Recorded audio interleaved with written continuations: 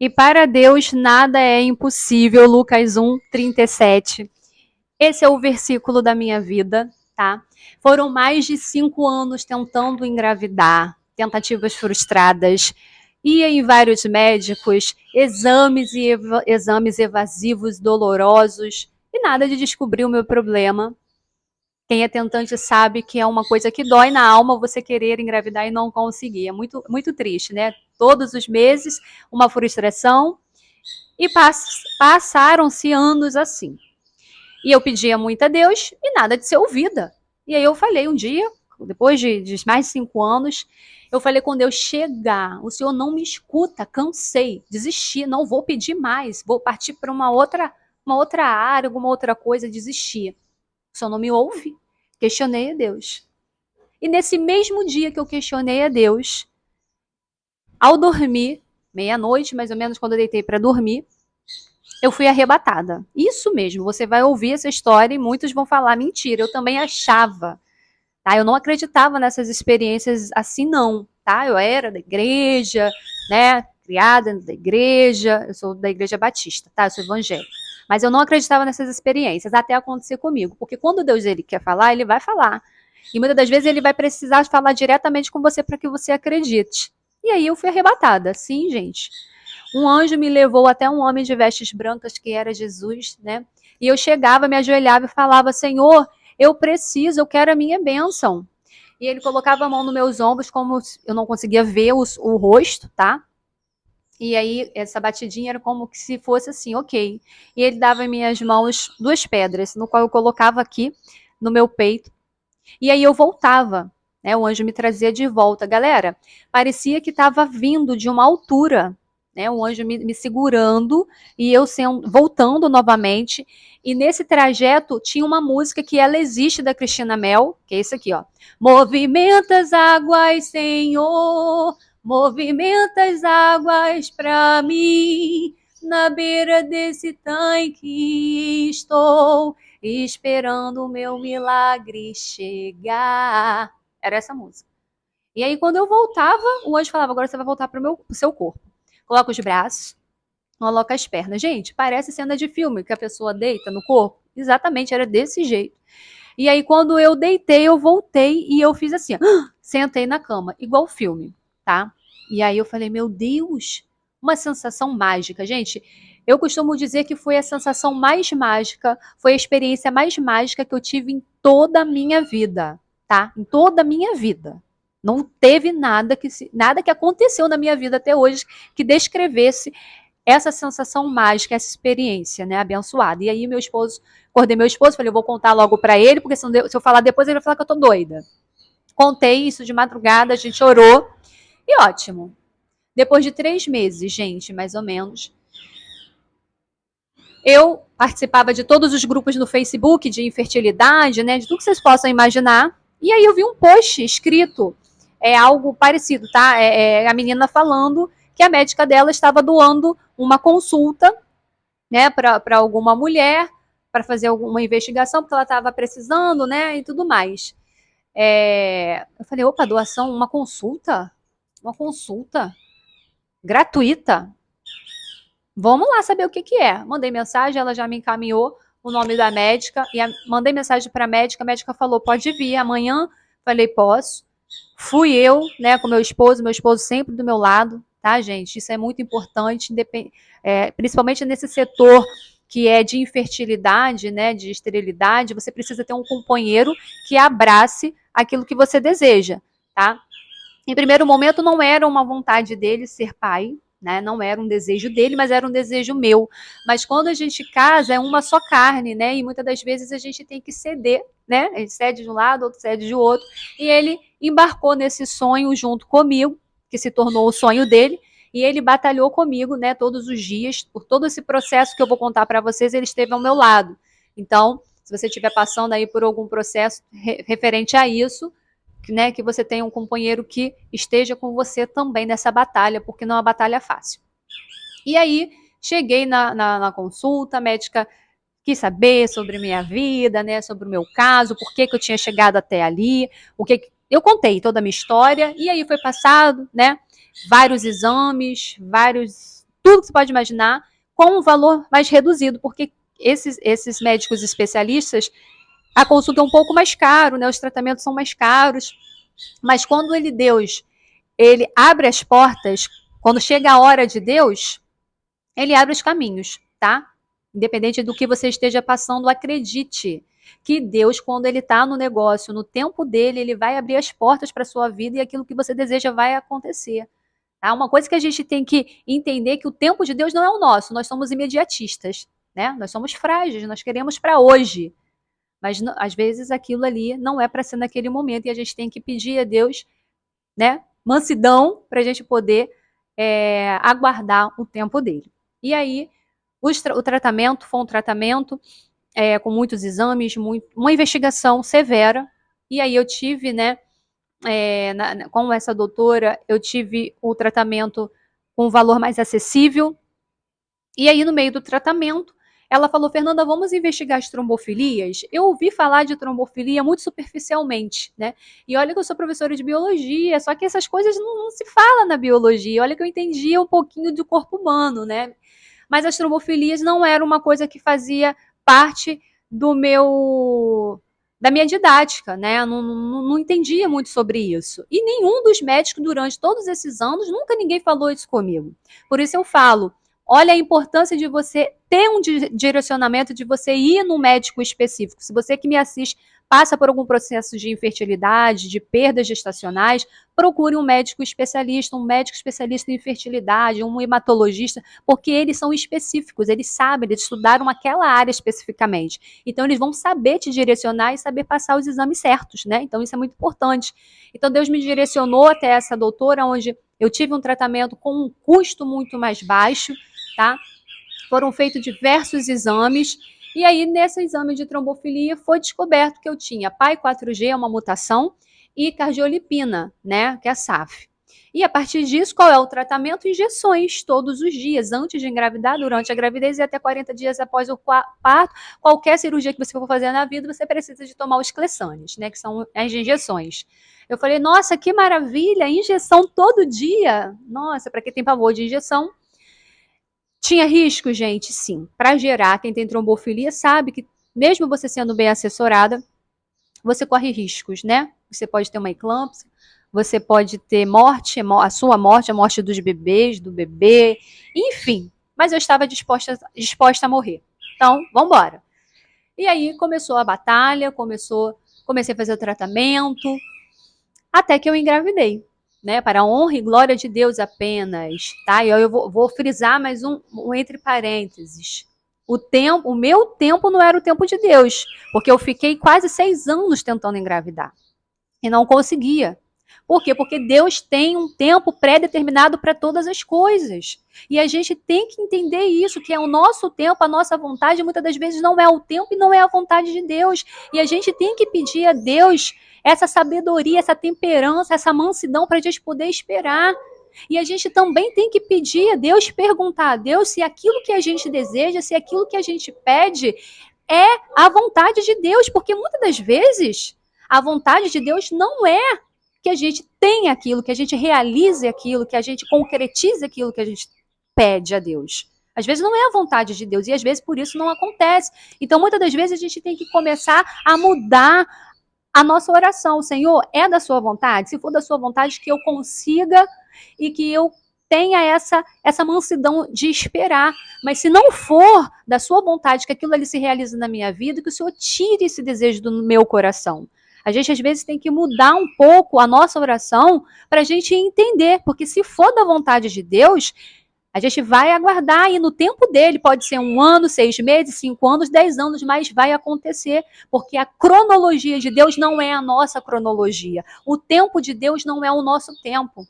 Mas uma coisa eu tenho para dizer para você, a vontade de Deus é boa, perfeita e agradável. E no tempo dele, quando ele te der o que você tanto precisa, tanto aquilo que você pede, vai ser algo muito grandioso, porque Deus, ele não faz nada pelas metades, e ele sempre tem o melhor pra gente, tá? Então é só esse parênteses aqui que eu quero que você entenda, que a nossa cronologia não é a cronologia de Deus, e tudo que ele faz para nossas vidas é algo muito melhor. A gente que é falho, a gente é fraco, a gente é pecador, a gente é imediatista, né? Mas ele tem sempre o melhor pra gente. E aí, consegui engravidar, tomando as injeções, né? E aí, logo no iniciozinho, antes de fazer, né, a ultrassom, eu tive um sangramento, fui até o hospital. Quando fez a ultra, nossa, são 2 bebês, que coisa linda. E foi mágico, né? Foi mágico sempre? Não, não foi, gente. Foi uma gestação muito difícil.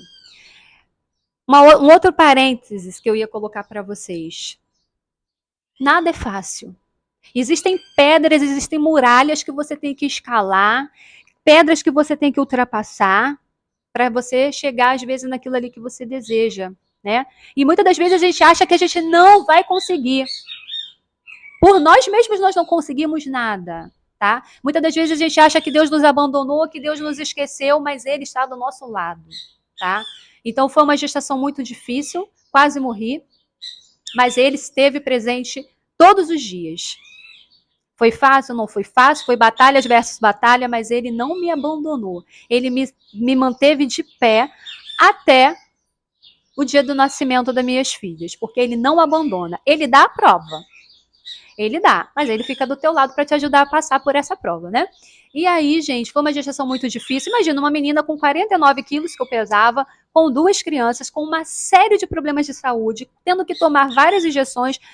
Gente, além das injeções, era uma quantidade infinita de remédio. Era remédio para tudo que você imaginava. Você pode imaginar, todos os tipos de vitaminas, era coisa para segurar a bebê, era hormônio. Gente, era uma enxurrada de remédios que a gente ficava até perdido quantidade de remédio que eu tinha que tomar diariamente. E aí era um custo, você imagina. Só essas injeções era na base aí, se eu fosse pagar, uns 6, 7 mil reais só, injeções que eu tomava 2 por dia, tá? Eu tomava 80 miligramas de Clessan, então eram 2 por dia, uma de manhã e uma à noite. Fora essa quantidade absurda de remédio que era por dia, hormônio, estrogênio, progesterona, vitaminas de todos os tipos. Gente, era muita coisa, nem lembro mais o que era. E isso era algo custoso, principalmente as injeções. E aí a gente conseguiu, pela Secretaria de Saúde, porque é algo, né, são remédios de alto custo. O plano de saúde, para quem tem também, alguns fornecem, né? Então isso já nos aliviou bastante, porque imagina, eu professora, meu esposo também professor, né?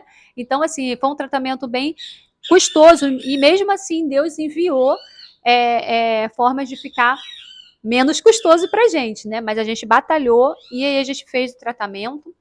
Tive diabetes gestacional e aí mais insulina todo dia, insulina, minha glicose ia às alturas. Eu tive uma anemia, gente, severa, que remédio não fazia mais efeito, eu tinha que ir para o hospital tomar ferro endovenoso. Gente, chegou uma fase que a minha voz nem saía mais de tão fraca. As pessoas que me cercavam, eu mesma achava que eu não ia suportar. Não achava. Tinha hora que eu falava, Senhor, tá difícil. E aí a minha família, eles ficavam mega preocupados, porque viam que eu não era uma grávida comum, né?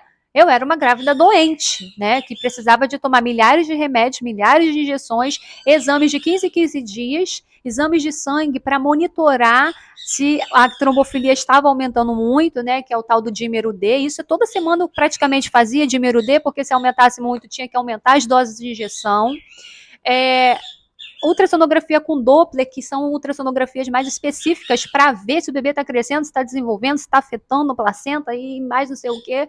Então, a cada 15 dias tinha que fazer essa ultrassonografia. Gente, eu vivia mais no médico do que em casa, tá? Então, foi uma gravidez muito difícil, muito doente, muito debilitada. Mas fomos evoluindo, só que chegou mais para o final, lá para as 30 semanas, uma das bebês, né, Heloísa, que é o nome das minhas filhas é Mirella e Heloísa, foi diminuindo o crescimento e os médicos já começaram a achar esquisito, olha, essa criança não está desenvolvendo como deveria. E a minha médica sempre, as médicas, né, sempre de olho, vamos ver até quando a gente consegue chegar. Por quê, gente? A trombofilia, parênteses, tá? A trombofilia, ela causa aborto, que é o mais comum, a mulher perde o bebê logo no início da gestação, aquelas perdas gestacionais, no meado ou até mesmo no final da gestação, quando a mulher já está prestes a parir, quando o bebezinho já está lá todo formado, quando está o quartinho tudo pronto, tudo bonitinho, prestes a nascer, o bebê morre. tá? Então, as trombofilias, elas podem ser isso, elas podem causar essas mortes, tá? Pode causar também eclâmpsia e, gente, também pode causar infertilidade, que foi o meu caso, falhas de implantação embrionária. Né? Mas são assuntos que são o quê? Desconhecidos, os médicos não falam. O protocolo médico mais comum, lógico que tem médicos que são minuciosos, que pedem investigação, tá? Mas a maioria, a mulher tem que perder 3 vezes, 3 abortos, para aí sim eles desconfiarem que podem ser a trombofilia e passar a investigação, que são exames de sangue, né? E eu não entendo o porquê desse protocolo. Enfim, a trombofilia, ela causa isso e outras coisinhas aí que depois vocês pesquisam. Tem um destaque trombofilia que tem os exames, tudo direitinho que tem que ser feita a investigação. Para quem precisar, dá uma olhadinha aqui no Instagram. E aí, com 33 semanas, eu mandei mensagem 10h30 da noite para minha médica, eu falei que eu estava sentindo uma dorzinha e tal, um desconforto, e que no outro dia eu ia até o hospital. Ela falou, outro dia não, arruma suas coisas e vamos. Eu falei, doutora, 33 semanas, só que eu já tinha tomado, né, a injeção para amadurecer pulmão de criança. Olha isso, gente, tudo é injeção nessa vida, né? Que batalha. Bolsa estava arrumada e tudo mais, aí eu fui para o hospital e aí tivemos que fazer um parto prematuro com 33 semanas. Minhas filhas ficaram na UTI, que você imagina, uma criança com 33 semanas é pequena, né?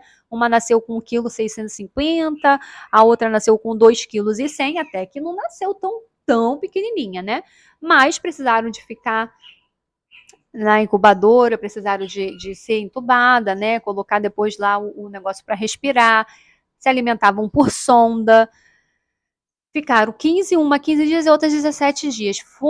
Saiu um pouquinho mais cedo, porque entrou a época de pandemia, então os médicos ficaram com medo e preferiram liberar mais cedo. Mas, para a honra e glória de Deus, nasceram sadias, sem nenhum problema, era mesmo só para aprender a mamar, para aprender a respirar, porque eram prematuras, né, gente? O certo é nascer com 40 semanas, nasceu com 33, né? Até que ficou até pouco tempo, né, na UTI, porque para a honra e glória de Deus, muito bem.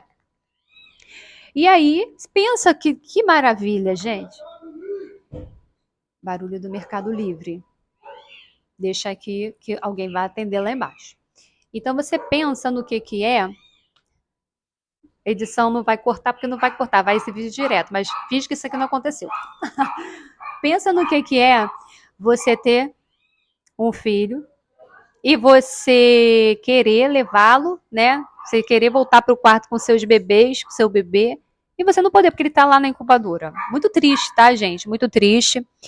E aí você volta para casa, gente, é uma sensação horrorosa. Quem é mãe de UTI sabe o que eu tô falando, é uma sensação horrorosa você voltar para casa sem a barriga, né? E sem o bebê. É horrível. E eu falei, meu Deus, por quê? Mais, Senhor, mais esse processo. É aquilo que eu falei para vocês, batalhas, elas vão acontecer de todas as formas, de todos os tamanhos. Mas ele tem um propósito na vida de cada um. Ele tinha um propósito na minha vida, como ele tem um propósito na sua vida. Então, às vezes, aquela situação que você está passando aí, independente do que seja, não está sendo fácil. E às vezes você pergunta, Senhor, por quê? Não é porque, para quê? Ele tem um propósito na sua vida. E todo esse processo difícil que você está passando no momento, ele está te preparando para algo muito grandioso à frente, né? E ele não te desampara. Às vezes a gente acha que está passando sozinho pelaquela peleja, mas ele não nos abandona, ele está sempre do nosso lado, tá? Nos dando força, nos dando sustentação, abrindo a nossa mente para a gente saber o que fazer, né? E foi assim durante esse processo de UTI, eu não tive resguardo, eu morava em Caxias, o hospital era em Nilópolis, então todos os dias eu saía de Caxias e ia para Nilópolis, passava lá o dia com as crianças, né? Então, subia, descia escada, poderia ter dado um problema na cesárea, porque foi uma cirurgia de alto risco, né? Mas graças a Deus não aconteceu nada. Por quê? Porque ele dá a prova, mas ele fica do teu lado te ajudando a passar por ela, ele te dá sustentação. Esse é o meu Deus, ele é o Deus do impossível, ele é o Deus que não nos abandona, ele é o Deus que tem um propósito na vida de cada um. E aí, graças a Deus, elas tiveram alta para a honra e glória de Deus, levei meus dias diferentes, mas, né, aquela coisa bonita de levar os dois, aquela cena de que tem gêmeos, que tira foto, não tive, tá? Quando nasceu, não tive, por quê? Porque teve que tirar. Heloísa nasceu já roxa, gente. Heloísa já estava roxa, entendeu? Não conseguiu, já teve que acabar de sair, botar lá já os negócios lá para ela poder respirar, já estava passando da hora. Então, se eu não tivesse uma médica especialista, né? A doutora Ana, para dizer que, olha, tá no momento ali de tirar. Eu poderia ter perdido minhas filhas. Então, Deus, quando ele está no processo, ele direciona.